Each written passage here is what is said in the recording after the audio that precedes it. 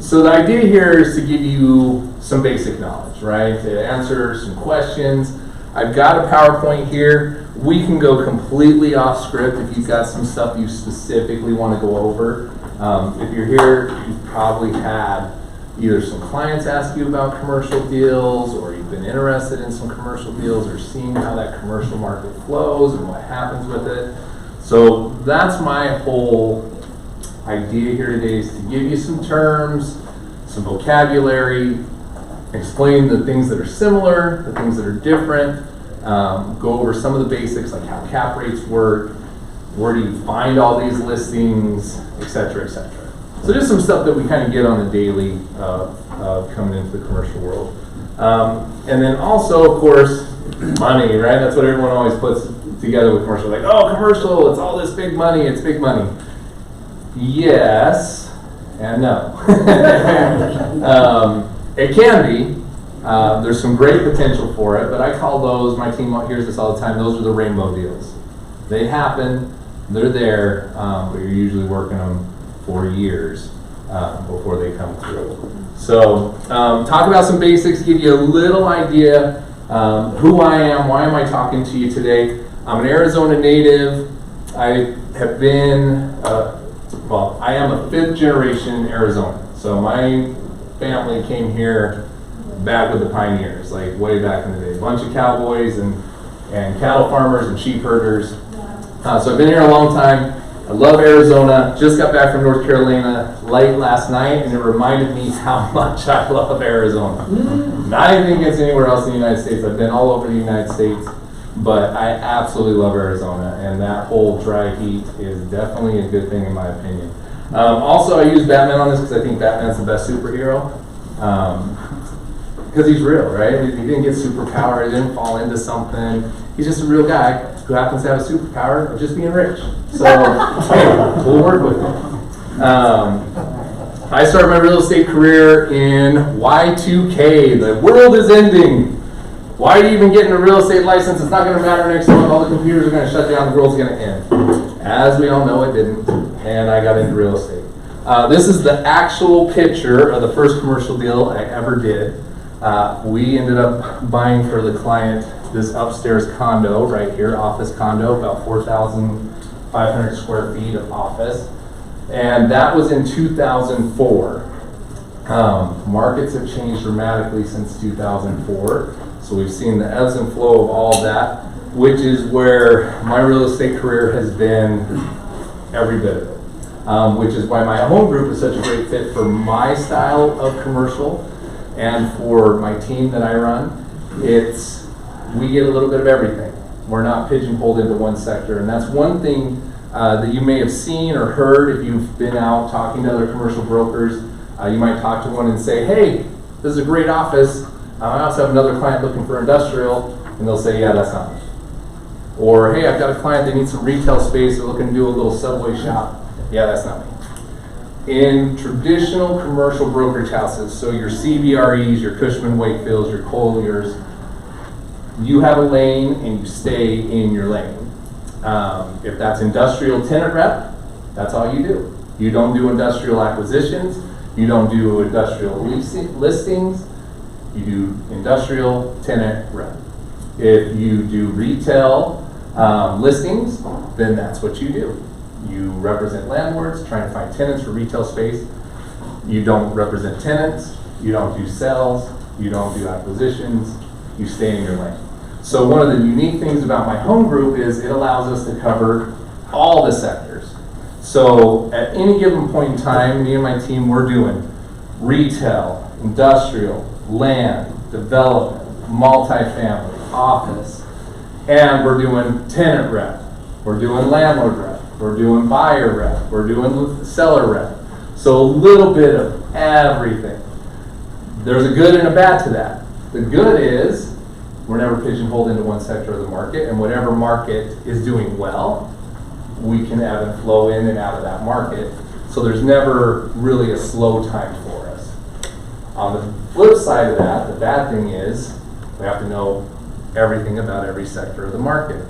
And just how with residential you guys might have where, you know what, I cover Gilbert, and I am in the Seville marketplace, and that's my wheelhouse, and I'm your expert, and that's what you do, and that's what you know.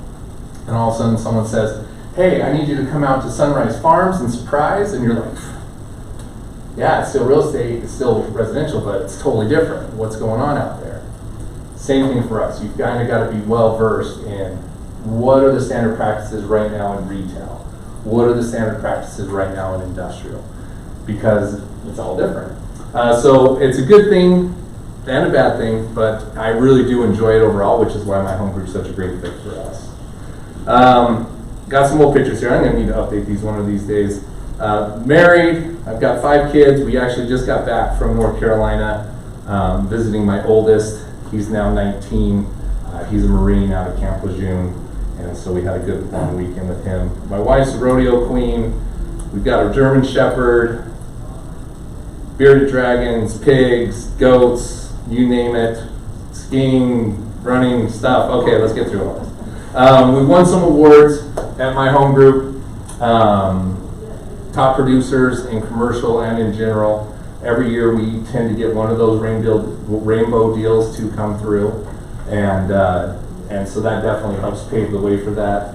And so it's been great. We love my home group. And fair warning, I have a condition. It's not cancer. I'm not going to die. My wife calls it Witzel Dutch instead of Witzel Such. But I will tell inappropriate jokes, puns, sexual comments, and pointless stories at inappropriate times without knowing that it's inappropriate. So bear with me. If I put that on you, yes, Audra knows all too well. She has to sit outside my door and hear my stories. Let's start it off. CAPs and NOIs. Who's heard those acronyms before? Anyone want to be brave enough to tell me what it is? What was that? Net operating income. Net operating income. Perfect. That is actually where I love to start. See, here's the thing. People will call us up all the time and say, hey, I've got a client and they need a good cap. Okay, what is a good cap to them? What are they trying to accomplish? What are they looking for as a return? Every sector of the marketplace has a different cap. Every person has a different idea of what a good cap rate is. So I always like to back it off and say, let's not focus on the cap. Let's first talk about the NOI. Net operating income. What are you looking to get out of your investment? So your capitalization rate is what your overall return is going to be. So think of it like an interest return on an investment. If you invested $100,000 and you got a 10% return on that annually, what are you going to get each year? $10,000, right? Basically the same thing for a cap. If I say I want a 10% cap and I have $100,000 to put in, that's what you're expecting. You're basically expecting a 10% return. Now don't get any high hopes, 10% caps went away about 5 years ago. So I'm not going to blow your mind and bring one of those and throw it on the table for you. But to get to that cap, you have to start with the NOI, net operating income. What is that? How do we get there? What's that look like? And quite frankly, it's a little bit different every time. Almost every property and every time. And so we go into a deal with a basic understanding that here's our NOI, here's our cap, here's where we're going to go. Then we get into our due diligence and then we're going to reverse engineer all those numbers and make sure that it actually adds up. Because one of my favorite ones on here is rent loss, number one. Lots of people look at vacancy and rent loss completely differently. Some people don't calculate it at all. They're like, what? It's 100% occupied. It's been 100% occupied for 5 years. It's always going to be 100% occupied. We're never giving you a vacancy or a rent loss factor. Or it does have vacancy and rent loss factor, and they just don't care. They're like, I don't care. It's only 5%. I'm not gonna calculate that into my NOI. That's one of my favorites because it's different every time. Everyone calculates it different, and everyone has a different idea of what it is. The other one is once you get into your operating and effective gross income, your operating expenses. The two things in there that are always different, that everyone always has a different idea about, is A, reserve account. Very, very common to have a reserve account up until about 3 years ago. Something changed in the marketplace, and now no one has a reserve account anymore. I think everyone's just high on the hog, and the economy's good, and so we're not going to worry about our reserve account. Knowing if they have a reserve account, though, is a great question to ask. Because if you have a property that hasn't changed hands in the last 5 years, chances are it's got a reserve account. And if it has that reserve account, that affects your NOI, and you're going to want to make sure and ask for that in your offer to have it transferred. Because if you don't ask for it to be transferred, they're going to keep it.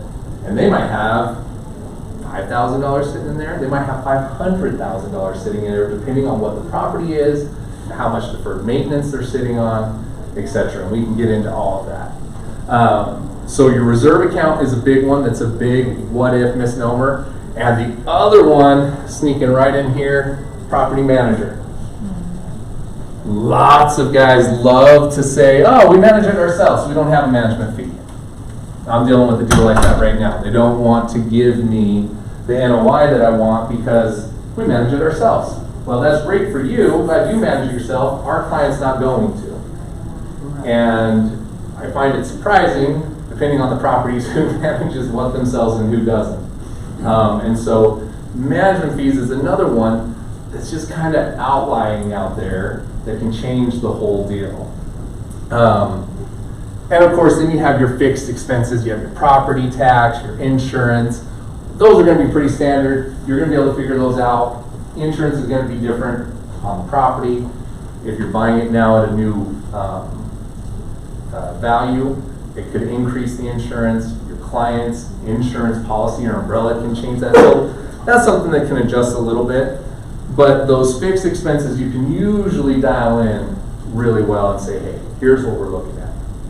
And it looks complicated, but once you've done it a number of times, you can jump right through it. And of course, you've always got those little outliers that can be your value add or something that you might be able to add into it, which happens a lot in the multifamily world, and that is things like laundry, income, vending machines, things like that, parking. Some buildings we've done, they've got a bunch of covered parking. They just let the tenants have a free-for-all. New landlord comes in and goes, oh, nope, we're going to reserve the parking. We're now going to number it. We're going to assign it to tenants, and you can now have one for $40 a stall. Added income, a way to adjust your property. If it's multifamily, laundry rooms are a big one. Vending machines are a big one. I just saw a new Class A one that has a towel service, which could add a lot of income to your multifamily. So hey, towel service now at your local apartments, why not? So there's lots of things that can go in there. The great thing about this, it's open-ended. Whatever you say is in there is in there. Whatever they say is in there is in there. You guys have to come to a term of agreement of here's the NOI, here's the cap, here's what we're willing to do. It used to be really common about 6-7 years ago that when we would make an offer, we would actually just sell it on cap. We would say, I'm going to buy this, and I'm going to buy this at an 8 cap. The great thing about that is you know you're getting an 8 cap. The hard thing about that is once you get into the due diligence, and one side saying my NOI is this, and the other side saying my NOI is this, you've got to come to a meeting of the minds of what that NOI is. Sometimes they're cut and dry, they're super simple. Sometimes they're not, and they can be pretty messy. We did have one that I did like that years and years and years ago. It was like an 8-plex in North Mesa. Great little property, tons of increased value. This guy was a retired vet, he was getting into his 90s, and he had just owned this thing for like 50 years. And he just took really good care of it, had his tenants, and tenants had been there forever. So it had a lot of upside to it. And this was one of those deals where we said, we're going to buy it at X cap. And I think at that time it was around an 8. And we're like, hey, we're going to buy this at an 8 cap. Other side was like, cool, you got it. We got into the due diligence, and it was not adding up. We're like, what is going on this? I mean, I reran it 3 different ways, backwards, forwards, it's just not coming together. Finally go through, do a reconciliation. Where are we off? The utilities were off. Utilities shouldn't be off. This is a cut and dry deal. Well, turns out it was basically 2 fourplexes on 1 parcel. Go back through history, find out that parcel had initially been 2 parcels, and they had joined it. They had done, Audra, help me out. What am I trying to say? The what? A reverse lot split? Yeah, reverse lot split. What do they call A it? lot combination. Thank you. Lot combination. So when we put those together, they did a lot combination. Now it's 1 parcel number, 1 tax ID. Great, you know, you've owned it for 50 years. Sometime back in the past, that probably made a lot of sense to you. I probably would have. What didn't happen is that since those used to be 2 separate parcels, they had 2 water meters. And so we had the expenses for 1 water meter for the year, which was about $5,000. We did not have the expenses for the other water meter, which was about $5,000. So that $5,000 swing on the annual, on a not hugely expensive, I mean, at that time, I think we were paying $600,000 for these 8 units. I mean, who would like 8 units in Mesa for $600,000? Like, I'll take 5 of those deals. So, but $6,000 on $600,000, that's a huge swing. And so our cap, you know, bottomed out. I mean, we were sub 7. It was like, guys, we're not doing this deal. We're buying it at an 8 cap. And of course, because most commercial brokers are on teams and there's a lot of people on a deal, I called up the lead broker on it, and he's like, nope, no way, no how, we're not doing it. That's too much of a drop. We're not going to drop the price by about $65,000 to make up for the cap difference. It's not going to happen. I was like, well, we're not going to buy it. We agreed to an 8 cap. So that's what you got to do.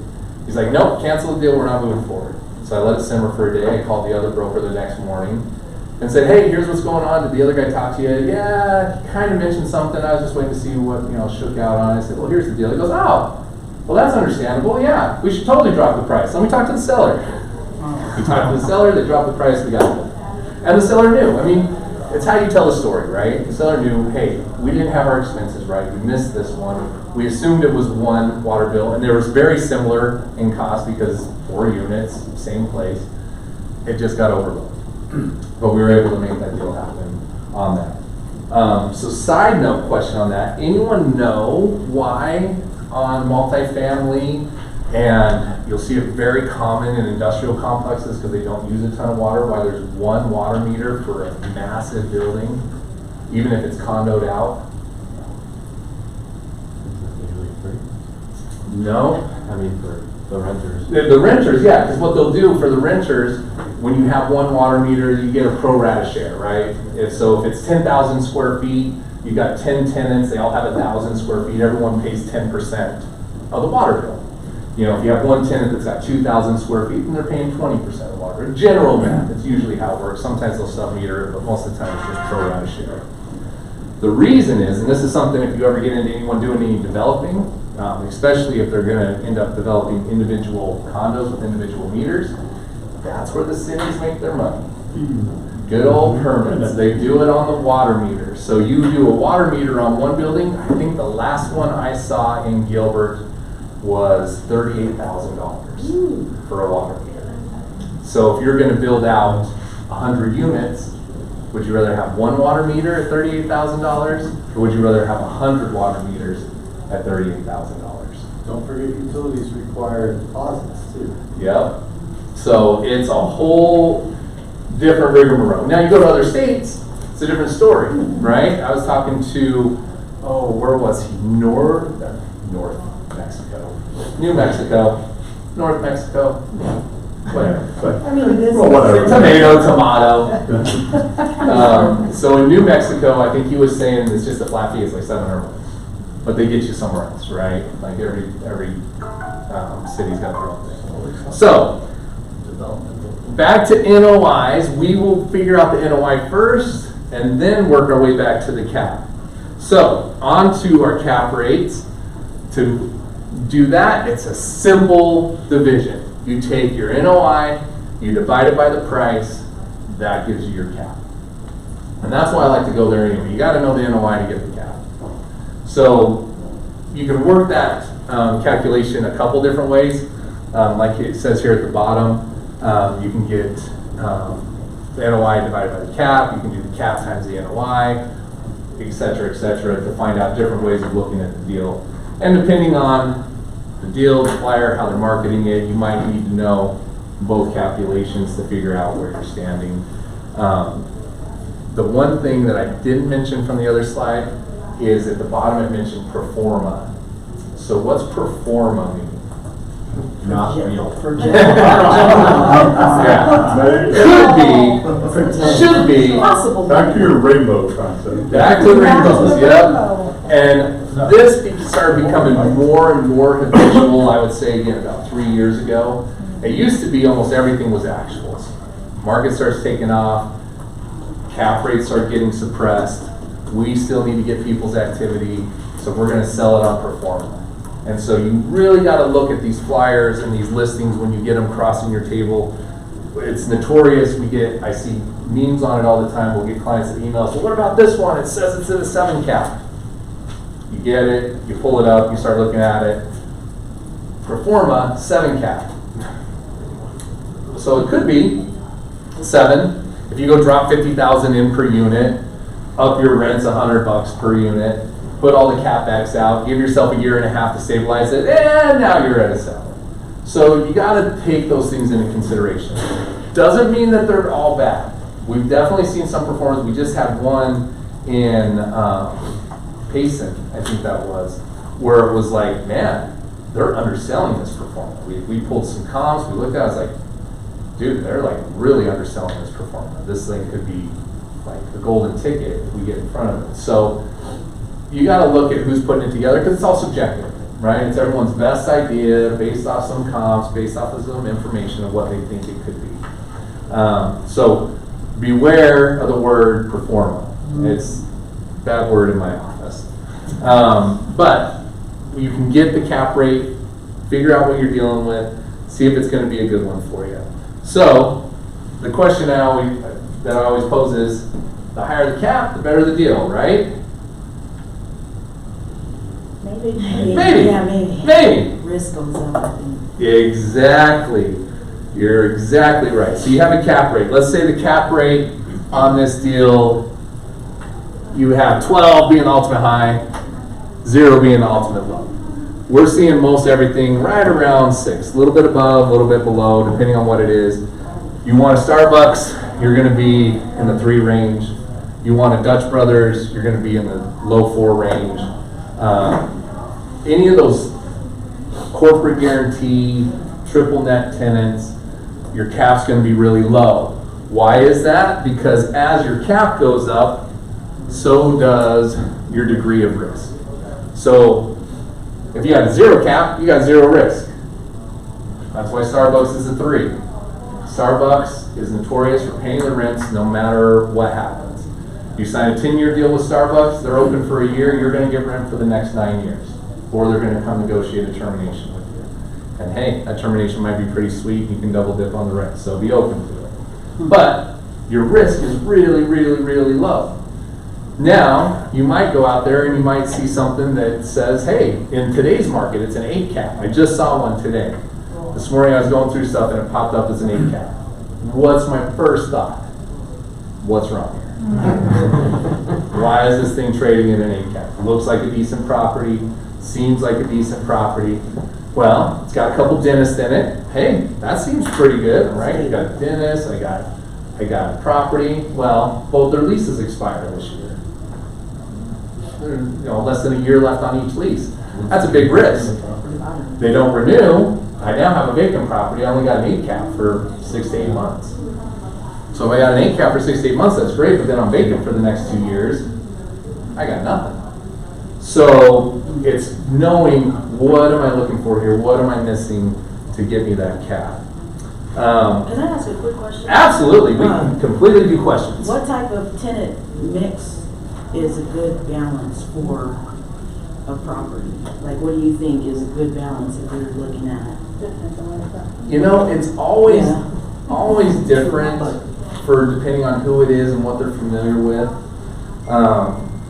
I like light medical. That's my favorite. It's my go-to. If you ask my team, it's what I say all the time. I love the dentist, chiropractor, the family practitioner, those kind of mixes. I absolutely love.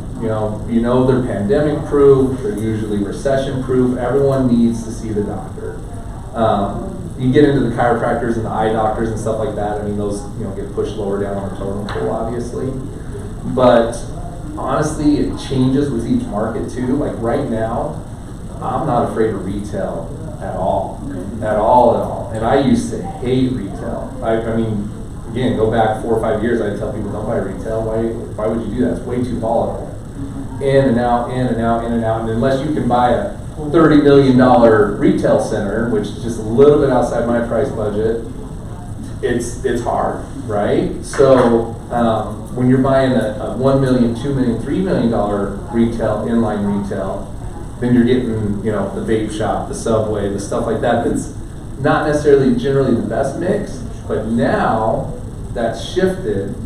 And the one thing that COVID did on the commercial markets is it put retail through the roof in Arizona, which is totally different than what you'll see anyone say, or what you'll get if you went to Seattle or LA or anywhere else, right? Those places are having exodus. Here, we can't find it. We've got viable, good tenants, and we cannot get them space because it just does not exist. And all the retail got sucked up, and it's gone.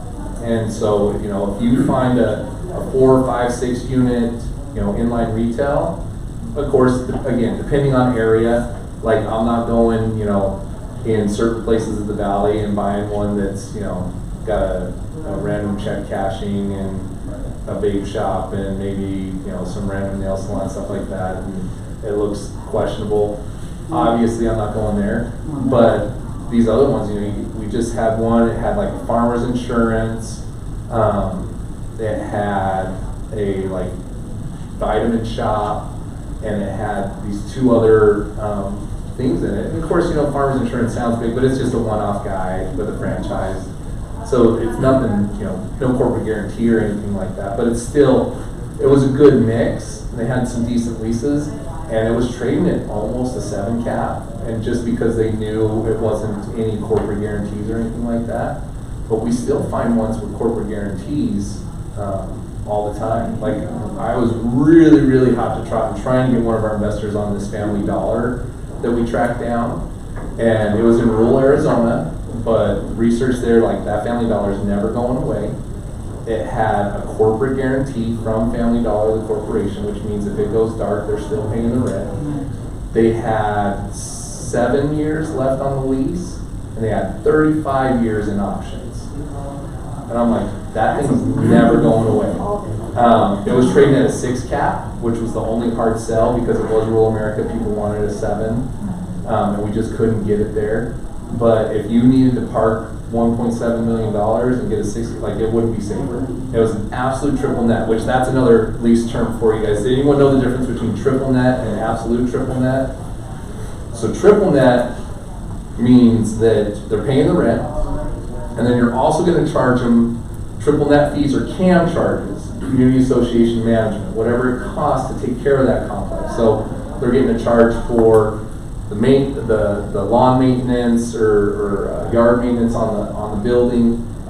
If there's parking lot lights and the landlord's got a utility bill for electricity, if property taxes, property management, all that stuff we saw in the NOI, they're going to get a pro rata share each month for those triple net charges to pay for things. The landlord's still responsible for the structure. They're responsible for the upkeep of the parking lot. They're responsible for making sure the lights stay on in the parking lot. They're making sure that the grounds look nice and are taken care of. The rock, if it needs to be replenished, gets replenished. And if there's a problem with the structure, the roof needs recoated every 10 years. They're going to take care of the roof. They're going to take care of painting the outside, all that stuff. They're still charging back the monthly triple nets to the tenant. On an absolute triple net, landlord doesn't do a thing. Literally nothing. If a meteor falls through the roof of that store, it is the responsibility of Family Dollar. The other notorious big name tenant that is absolute triple nets is McDonald's. They don't want to deal with landlords. but McDonald's will get you a 3 cap. Because again, they'll pay the rent, like what's more secure than McDonald's, you know, they're not going away.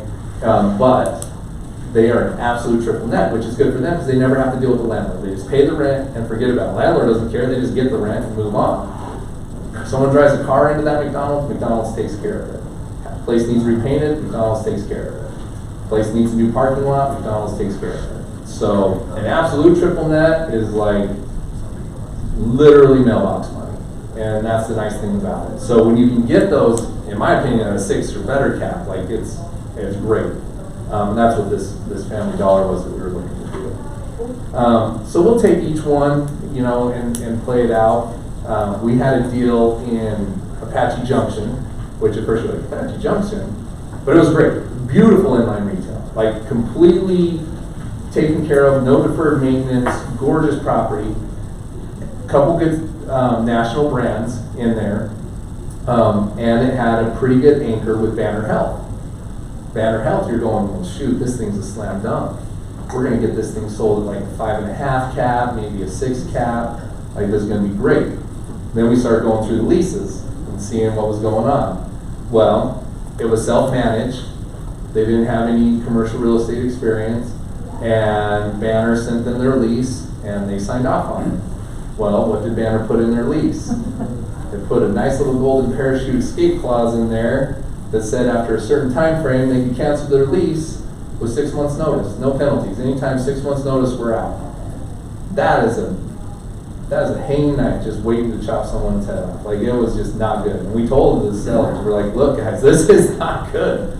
Like, this is just the linchpin waiting to get pulled, and your highest weighted tenant in this whole place is gone. Like, there's no way we can sell this at a sub 6. And we ended up selling it at about a 7. And it was a good deal. It was like a $4.5 million deal. And Banner has no intentions of leaving right now, which is what we found out during the due diligence period and tenant interviews. But that could change. And they still have an escape clause. But the buyer was willing to take that risk because, hey, I'm getting, you know, above 7. It's a good return. The rest of the tenant mix was good. The other leases were good. And so you just kind of have to weigh all that out. On those lease terms, or you'll hear a bunch of different stuff. So tenant improvement or leasehold improvements, that's one that we get all the time because we like to say TI. Hey, we're going to do some TI. Let's get some TI.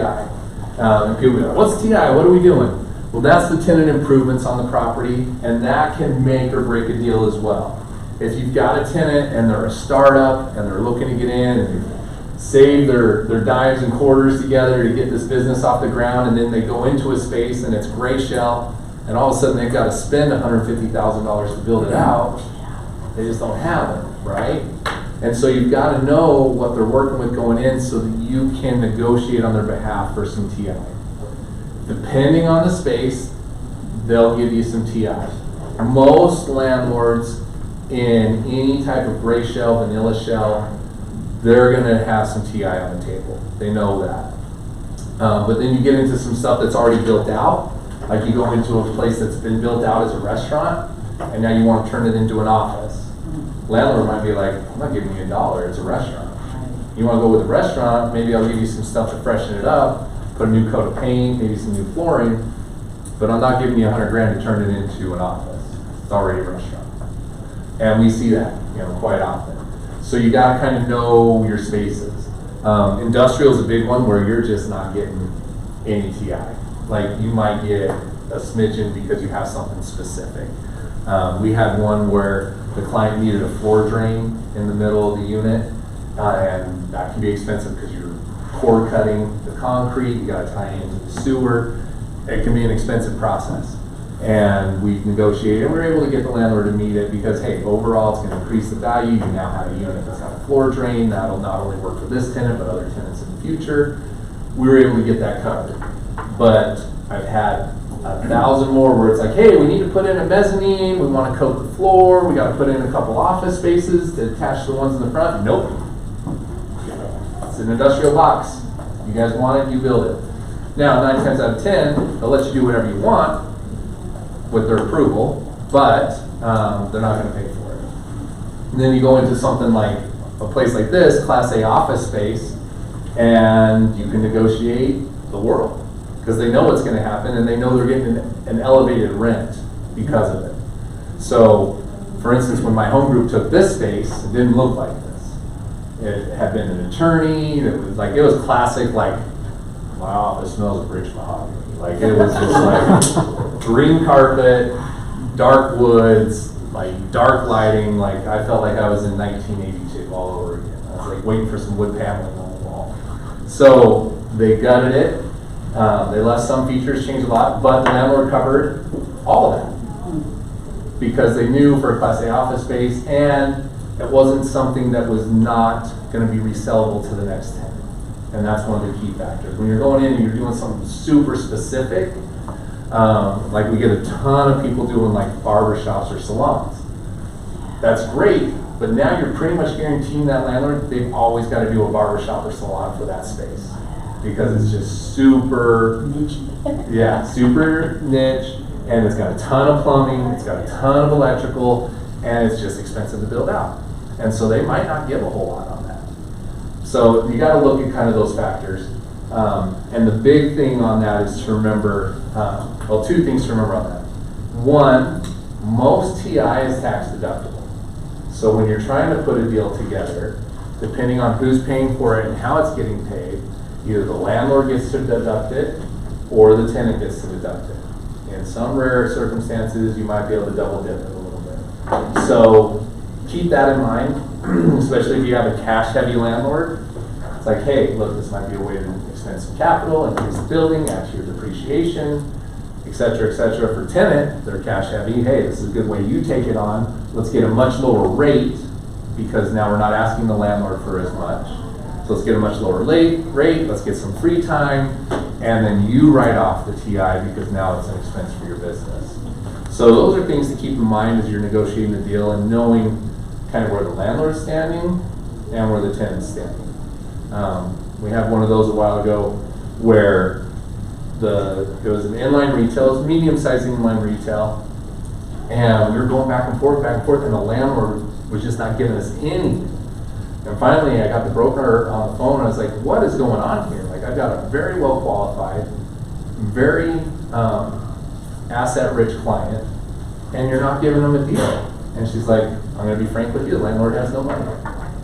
He's got the rent, he's got the stuff, but he has no money for CapEx. He cannot give you pretty much anything to build this out, so that's why he's being so hard. And I was like, oh, well, just tell me that. I got a client here that's sitting on like $600,000. So let's switch it.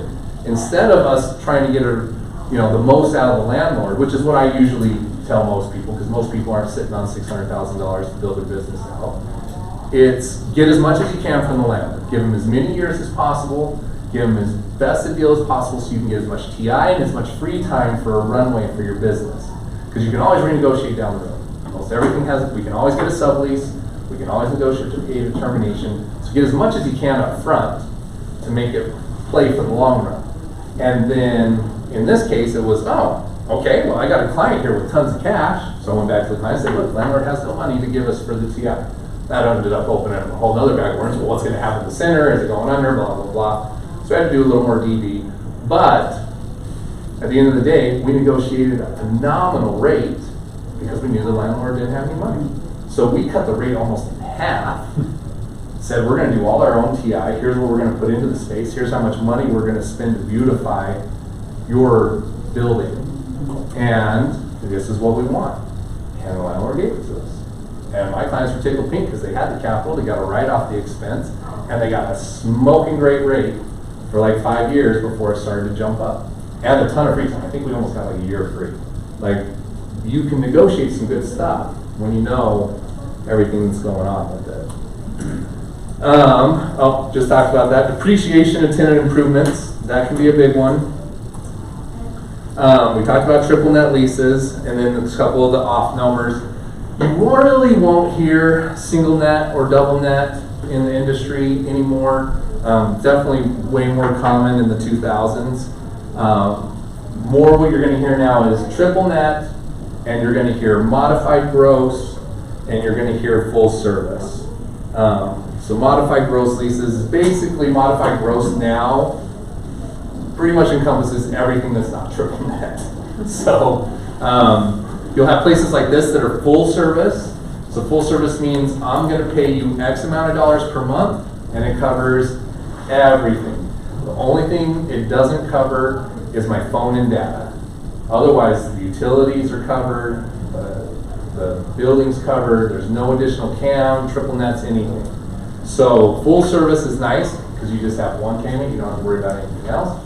And then pretty much everything else is falling into either triple net or modified gross. Triple net we went over. Modified gross can be any kind of variation of anything. If you ever have a broker on the other end of the phone that's like, well, it's modified gross, and they just expect you to know what that is, ask a lot of questions, because again, just like the NOI, everyone's definition of modified gross is completely different. Modified gross might mean you're paying the rent and your utilities and the property taxes, or you're just paying the rent and the utilities and some general maintenance fees. You just never know what's included in that modified gross. So it always pays to ask, get some more details. Generally speaking, it should just mean the rent and your utilities are on your own, and then there might be a little cam charge, but like I said, it can run a whole gamut.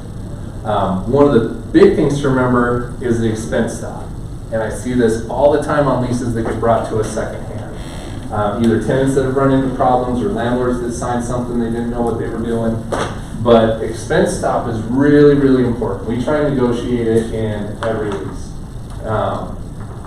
You're going to see it very, very, very common in retail leases, not so common in office, not so common in industrial. I wouldn't be terribly worried about an industrial. There's nothing really that spins the needle and gets the delta really far apart, but office space, it can change in a year. So definitely watch for it in office. It'll almost always be some part of a retail lease, but you've got to look for that when you're either representing your client or representing your landlord. What that does is basically say this is where the expenses stop. There's a cap on what they can charge, what it is. It might be for the whole lease term. More common, it's just annual. What we try to negotiate is a 5% expense stop on any basic expenses. Controllable. Thank you, controllable expenses. So anything that's controllable, property taxes, insurance, management fees, stuff like that that you have control over, we want to make sure that there's a stop on. Variable ones like utilities, stuff like that, we don't know, so we're not going to put a stop on that. But it can make a big difference. One of my clients, years ago, retail lease, we made sure they had their 5% cap. And then like 3 years go by and I get a frantic phone call from her at like 8 o'clock at night. Aaron, oh my gosh, I don't know, this is so bad, call me. I'm thinking the place burned down, I don't know what's going on. So I call her back. Her landlord gave her new annual expenses and blah, blah, blah. And they went up by like $1,600 a month. And on a small business, $1,600 a month, that's a lot of money, right? I mean, I don't want a $1,600 a month increase on rent out of nowhere. And so she's freaking out, and what's going on? And so it's like, hey, let's get it, let's reconcile it. You get what we had the year before, and get what they're giving you now. And sure enough, two things had happened. The landlord put in a bunch of CapEx into the expenses. So CapEx is anything that's an improvement to the building. So if the landlord decides to paint the whole building, he shouldn't put that on the tenants. That's just something over time that maintenance needs to get done. And that should be an expense for those reserve accounts. Remember those reserve accounts that don't exist anymore? That's where those should be. They should not get pushed onto the tenant. The landlord did a bunch of stuff and he put all this CapEx into the expenses. It's like, well, number one, landlord can't do that. So that's got to come out. But we had made sure the landlord couldn't do that in the lease. Now, if the lease had said that he could do that, then guess what happens to the tenant? They're stuck. They got to eat it. It's either to eat it or get evicted. And the second one is that we made sure we had an expense stop. And so we knew that they could only increase it at 5% year over year, and that was the math. So it worked. We wrote up a letter, sent it all back, It literally took like 6 months for the landlord to finally go, oh, yes. But they did, everything worked out fine. But had they not, the tenant would have been in a really, really bad space. And unfortunately, we see that all the time. We get leases secondhand or down the road, or hey, my buddy, he's having problems with his landlord, can you help him out? And we take a look at him, we're like, sorry man, like, that's the hard knocks of it. Like you should have known the lease, you should have got a broker.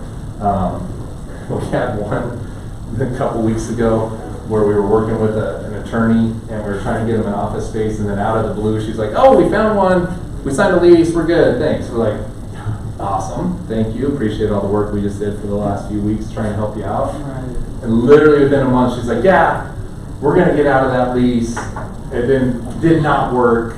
They did this, this, and this, and I literally emailed her back and said, well, sometimes it pays to have a broker. Just saying. Just saying.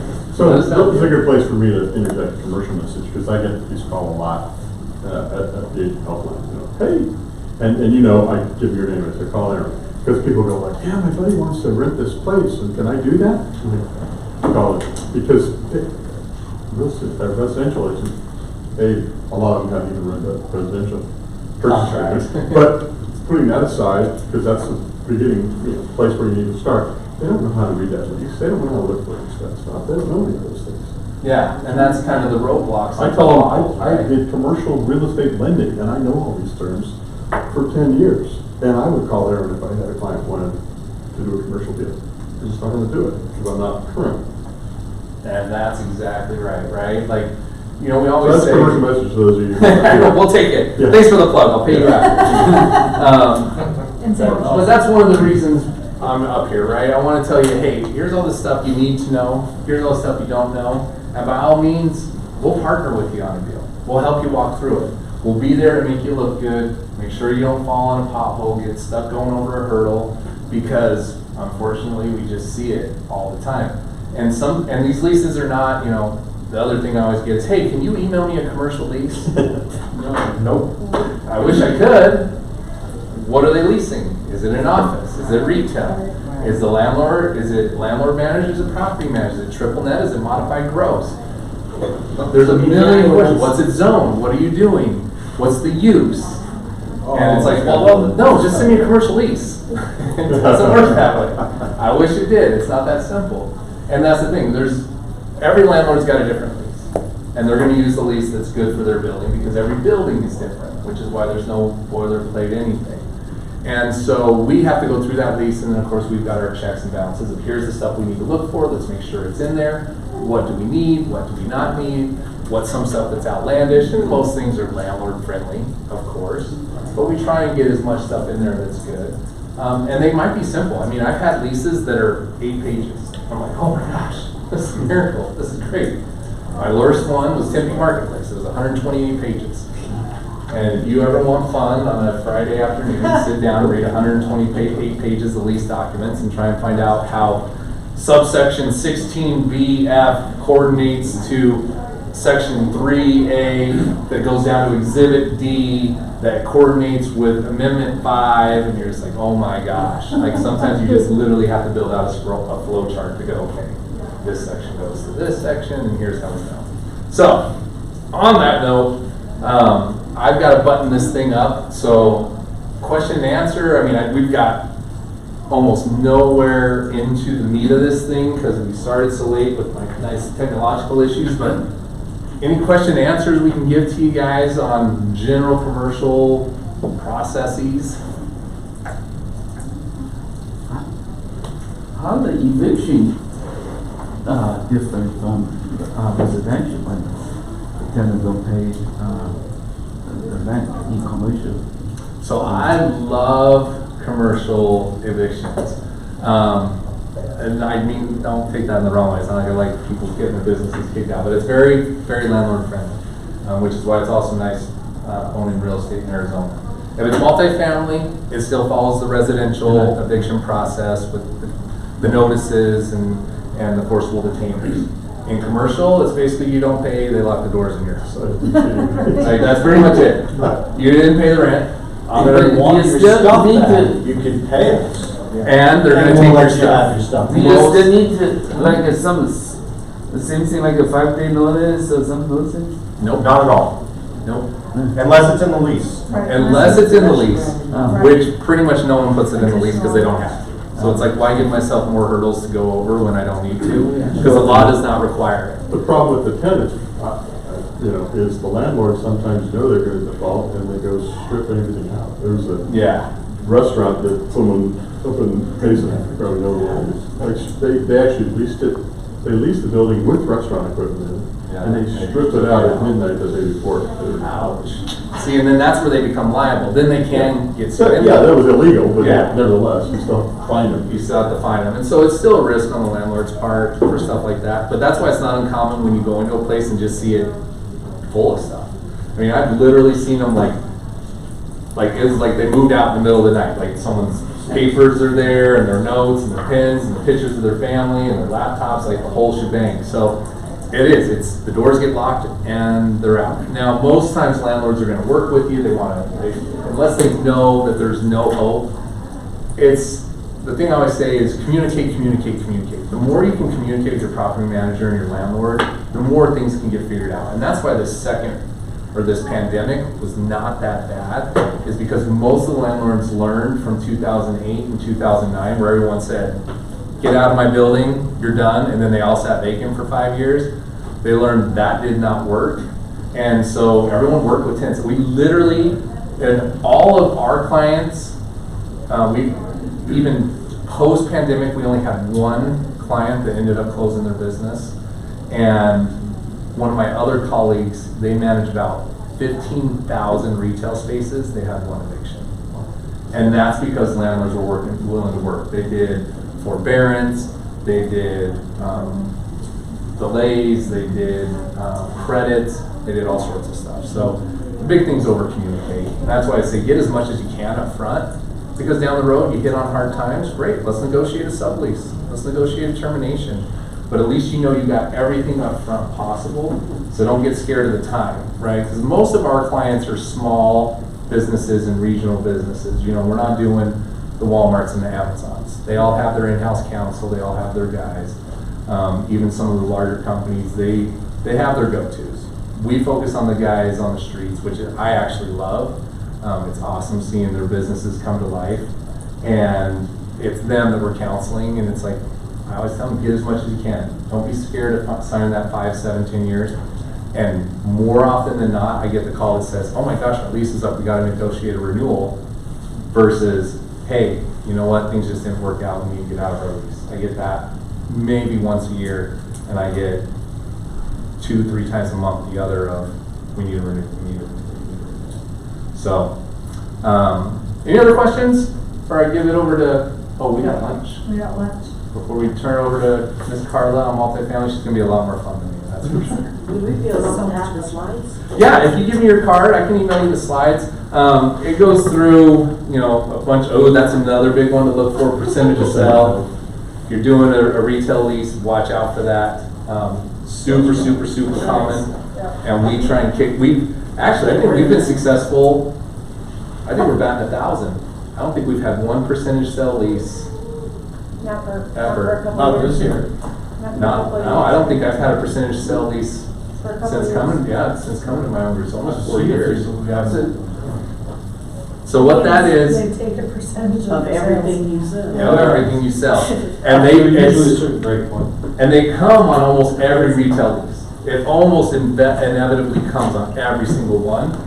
And you just gotta know whether you're gonna kick it out or not, which we always do. And we've batted 1,000 on that, on getting those going. Sometimes you'll still have to give sales reports quarterly or annually. That's not uncommon with retail at all. A lot of their lending is tied to that.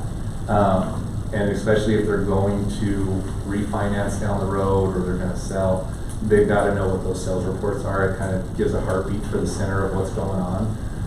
But if it's a small one, it's like a 4 or 6 unit inline, and they're wanting sales report, I'm like, you smoking crack. Like, get out of here, we're not giving you a sales report. Like, no, you don't need it, it's not applicable to you. Don't try and act like you're a Target center. So yeah, watch out for that percentage of sale, that's a big, big, big one. But yeah, I'll send you guys the thing, we go over CoStar and LoopNet where you find all these, the difference. That's a big one that we get all the time. Like on MLS, there's 508 commercial listings for sale.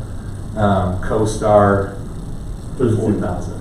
Yeah, so a little bit different, because that's the other one we get all the time. They're always like, I can't find anything for my client. I'm like, yeah, CoStar? Nope. Okay, then you're not seeing it. There's not much on MLS. Same thing for leasing. Is there any Leasing. alternative? I'm sorry, I didn't mean to cut you off. I was just curious, is there any other alternative to CoStar that is, Not here. It's funny too, because we do a lot of business nationwide, because commercial is just different. We don't have to subscribe to our region or our MLS to do business. I can do business with anyone, anywhere, as long as they agree to pay me. And I'm not writing a contract in that state, which landlords will provide the contracts, sellers will provide the contracts. We get a lot of stuff. A lot of my team's from Michigan. Why? I don't know. Apparently I just love people from Michigan. So we do a number of things from Michigan. And Michigan does nothing on CoStar. Like, it's the opposite. Like, CoStar will have 397, and MLS will have the 40,000 or whatever it is that are on there. So every region's different. Here it's CoStar. It's the big one. LoopNet's like our Zillow. Everyone always, we get the classic like, hey, I found this one on Zillow. Is it still available? It's like, that sold 3 years ago. Sorry. This one says it's for rent for $12. Nah, that was updated 5 years ago. It's actually $22 now. It's almost more hassle than it's worth, honestly. LoopNet's more so just to get clients for brokers than it is anything else, so it's really frustrating. So yeah, when you're thinking of that or you're dealing with any clients like, oh, I found this one on LoopNet, I would bet $1,000 every time it's gone, and you'll win, like the vast majority of the time. So just know that going into it. And then, it goes over OMs and flyers and different things like that. So, Pink Rhino, if you wanted that 12 cap, Pink Rhinos for sale, strip club, 12 cap, just to show you risk versus reward. So, and then going down, you can get stuff like, one of the great examples, I love talking about development for commercial because it's literally a way to print money. But Whiskey Row's a great example of that, and that's one that sold at a reasonable cap rate, good investment, stuff like that. So give me your card, I'll be happy to get it to you. But otherwise, get some lunch and come back in. Break room is From through this door and to the left, and that's for. marijuana dispensary, those are actually very high cap. Very high cap. Because the banks have not solidified them yet, so their funds, everything has to be cash. You got precious still. So yeah, we actually do a number of things with marijuana dispensaries. Again, it's regional and small businesses, and it's a hard thing to navigate once everyone's not willing to put in the work on it. Pierce on our team did a huge deal with that just here this year. And so there's a lot of requirements around them, but the reason they give you such a high cap is because they still have to be cash, and it's not, even though it's cash, it's not 100% legal yet.